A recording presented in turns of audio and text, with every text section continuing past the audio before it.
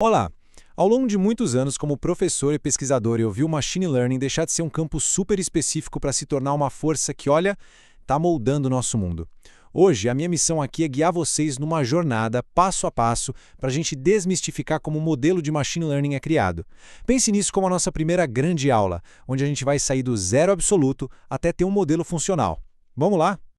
Para começar, vamos focar na pergunta que move todo esse campo. Afinal de contas, como é que uma máquina realmente aprende a partir de um monte de dados? Já adianto, não é mágica, viu? É um processo lógico e eu diria até fascinante. A resposta para essa pergunta é o que a gente vai construir juntos nos próximos minutos. Então, vamos começar pelo começo, como tem que ser. O primeiro passo, e podem acreditar, o mais crítico de qualquer projeto, não tem a ver com código ou algoritmos supercomplexos, tem a ver com clareza. A gente precisa definir exatamente qual problema queremos resolver.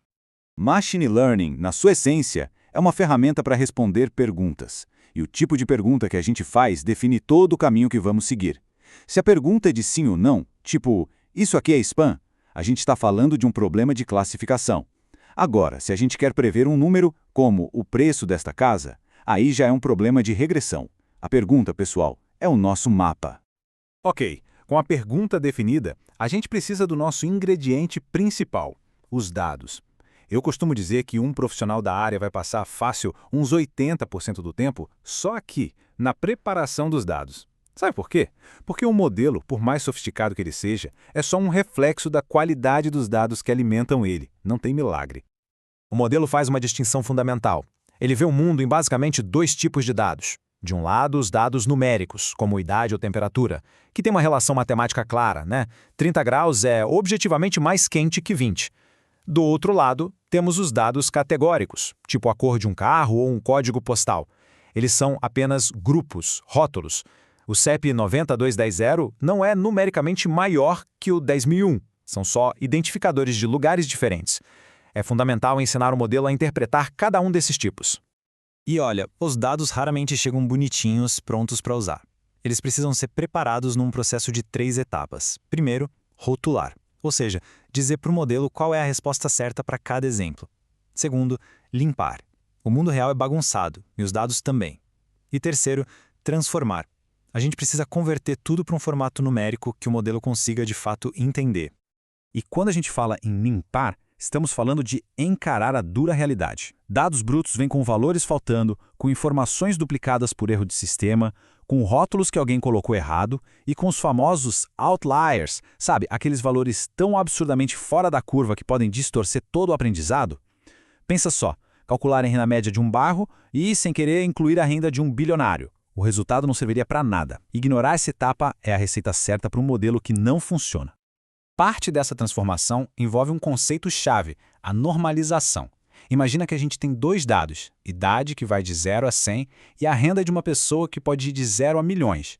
Sem normalizar, o modelo daria um peso gigantesco para a renda só porque os números são maiores. Normalizar é como colocar todo mundo na mesma régua, por exemplo, de 0 a 1. Assim, a gente garante que o modelo aprenda a importância real de cada informação. Muito bem. Com os dados preparados, limpinhos e organizados, a gente chega no coração do processo. É aqui que a mágica do aprendizado acontece. Vamos ver como um monte de dados se transforma num modelo que de fato consegue fazer previsões. A melhor analogia que eu conheço é a de um aluno. O modelo olha milhares de exemplos e tenta adivinhar a resposta. No começo, claro, ele erra bastante.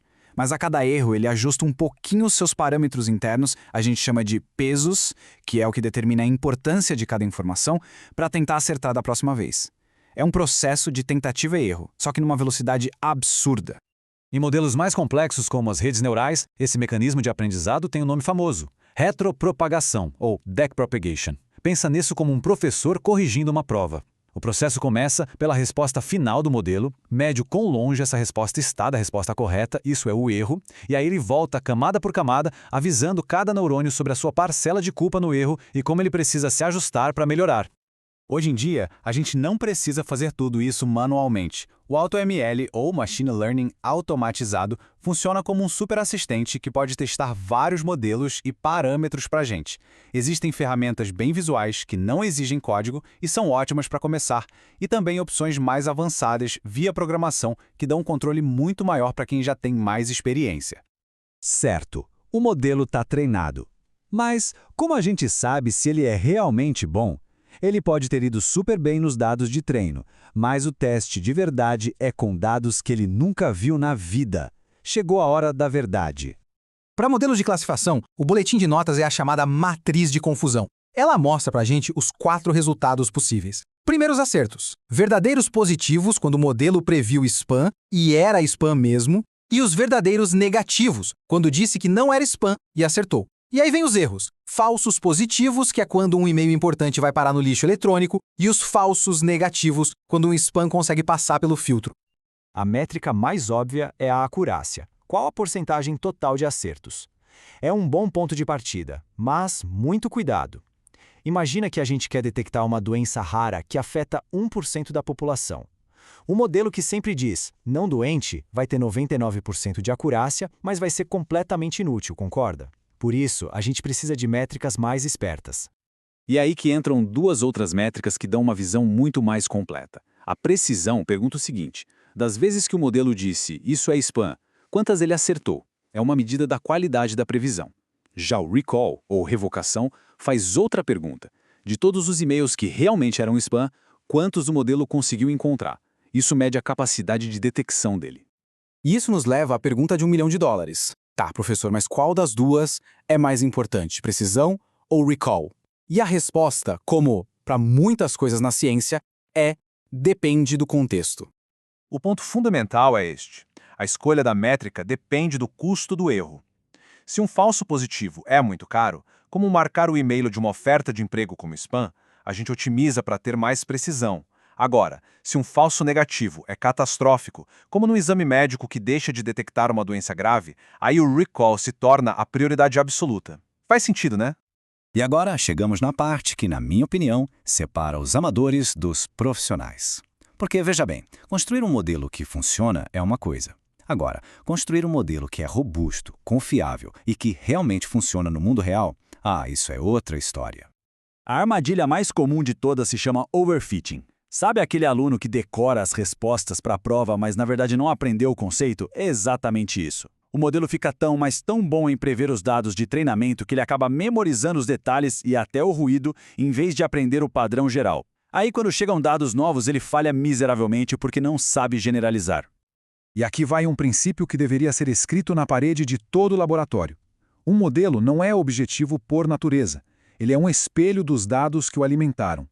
Se os dados refletem os preconceitos e as falhas do mundo real, o modelo não só vai aprender esses padrões, como ele pode até amplificá-los. Esse viés, ou erro sistemático, pode entrar no modelo de várias formas. Temos o viés histórico.